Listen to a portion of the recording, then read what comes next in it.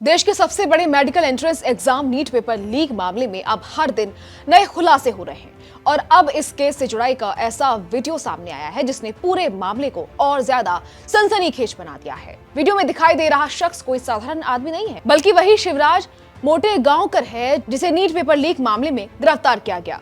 शिवराज लातूर की RCC coaching classes का director है और फिलहाल सीबीआई की हिरासत में है। अब जरा इस वायरल वीडियो को समझिए। वीडियो में शिवराज एक क्लासरूम के अंदर खड़ा नजर आ रहा है। उसके हाथ में तांबे का एक बर्तन है और वो घास जैसी पत्ती से छात्रों पर पानी छिड़क रहा है। लेकिन कहानी सिर्फ यहीं खत्म नहीं होती। वीडियो में वो छात्रों से ये भी कहता सुनाई दे रहा है कि तुम्हारा एम्स में एडमिशन पक्का हो जाएगा। अब इस वीडियो के सामने आने के बाद सोशल मीडिया पर सवालों की बाढ़ आ गई। लोग पूछ रहे हैं कि आखिर ये क्या हो रहा था। क्या छात्रों को भरोसा दिलाने के लिए अंधविश्वास का सहारा लिया जा रहा था? क्या मेडिकल एंट्रेंस जैसे बड़े एग्जाम की तैयारी के नाम पर बच्चों और उनके परिवारों की भावनाओं से खेला जा रहा था? वीडियो तेजी से वायरल हो रहा है और लोग अलग अलग तरीके से इसकी व्याख्या कर रहे हैं। कुछ लोग इसे मोटिवेशन का तरीका बता रहे हैं तो कुछ इसे अंधविश्वास और मानसिक दबाव बनाने का तरीका मान रहे हैं। हालांकि जांच एजेंसियों की तरफ से अभी तक इस वायरल वीडियो पर कोई आधिकारिक बयान सामने नहीं आया है, लेकिन इतना तय है कि इस वीडियो ने पूरे मामले में एक नया एंगल जोड़ दिया। दरअसल नीट पेपर लीक मामला अब सिर्फ पेपर आउट होने तक सीमित नहीं रह गया, बल्कि जांच एजेंसियों को शक है कि इसके पीछे एक बड़ा नेटवर्क काम कर रहा था। सीबीआई लगातार देश भर में छापेमारी कर रही है।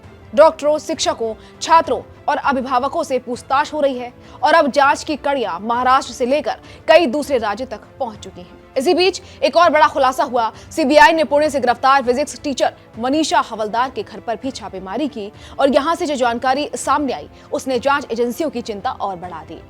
सूत्रों के मुताबिक मनीषा हवलदार ने कुछ क्वेश्चन पेपर हाथ से लिखकर तैयार किए थे, यानी हैंड रिटन क्वेश्चन पेपर। अब जांच एजेंसियों को शक है कि बाद में इन कागजों को जला दिया गया ताकि सबूत खत्म किए जा सके। अब सीबीआई ये पता लगाने में जुटी है कि आखिर ये क्वेश्चन पेपर्स किन लोगों तक पहुंचाए गए थे और इस पूरे खेल में कौन कौन शामिल था। लेकिन सबसे चौंकाने वाला खुलासा इसके बाद हुआ। जांच के दौरान मनीषा हवलदार के पति के मोबाइल फोन में एक नंबर मिला जो गॉड नाम से सेव था। गॉड, अब यही नाम जांच एजेंसियों के लिए सबसे बड़ा रहस्य बन गया। सूत्रों के मुताबिक इस नंबर से कई संदिग्ध बातचीत के संकेत मिले हैं। सीबीआई अब ये जानने में लगी है कि आखिर गॉड नाम से सेव ये शख्स कौन है। क्या ये पूरे नेटवर्क का मास्टरमाइंड है? क्या ये वही व्यक्ति है जो पीछे बैठकर पूरा खेल चला रहा था? जांच एजेंसियों को शक है कि इस कॉन्टैक्ट का रोल काफी अहम हो सकता है। इसी वजह से अब जांच का फोकस इस नंबर और उससे जुड़े लोगों पर आ गया। इतना ही नहीं, सीबीआई को यह भी जानकारी मिली कि मोबाइल से कई चैट्स और डिजिटल डेटा डिलीट किए गए थे। अब एजेंसियां उन डिलीट चैट्स को रिकवर करने की कोशिश कर रही है, क्योंकि माना जा रहा है कि इन्हीं चैट्स में इस पूरे नेटवर्क का सबसे बड़ा राज छिपा हो सकता है। जांच अधिकारियों का मानना है कि पेपर लीक के पीछे कुछ लोग नहीं बल्कि एक संगठित नेटवर्क काम कर रहा था। ऐसा नेटवर्क जो छात्रों के भविष्य के साथ खिलवाड़ कर रहा था। सोचिए, लाखों छात्र दिन रात मेहनत करके नीट जैसी परीक्षा की तैयारी करते हैं, परिवार अपनी जमा पूंजी खर्च कर देते हैं, बच्चे सालों तक दबाव झेलते हैं और अगर उसी परीक्षा का पेपर पहले ही लीक हो जाए तो मेहनत करने वाले छात्रों का भरोसा कैसे कायम रहेगा। और यही वजह है कि इस मामले ने पूरे देश में गुस्सा पैदा कर दिया। छात्र और अभिभावक लगातार निष्पक्ष जांच की मांग कर रहे हैं। अब सीबीआई की कोशिश है कि इस पूरे नेटवर्क की जड़ तक पहुंचा जाए। कौन लोग इसमें शामिल थे, पैसे का लेन देन कैसे हुआ, पेपर कहां से निकला, किसने किस तक पहुंचाया और आखिर वो गॉड कौन है जिसकी तलाश अब जांच एजेंसियां कर रही हैं। उधर आरसीसी कोचिंग क्लासेस के डायरेक्टर शिवराज मोटेगांवकर से भी लगातार पूछताछ जारी है। माना जा रहा है कि आने वाले दिनों में उससे और बड़े खुलासे हो सकते हैं। फिलहाल इस केस में हर दिन नया ट्विस्ट सामने आ रहा है।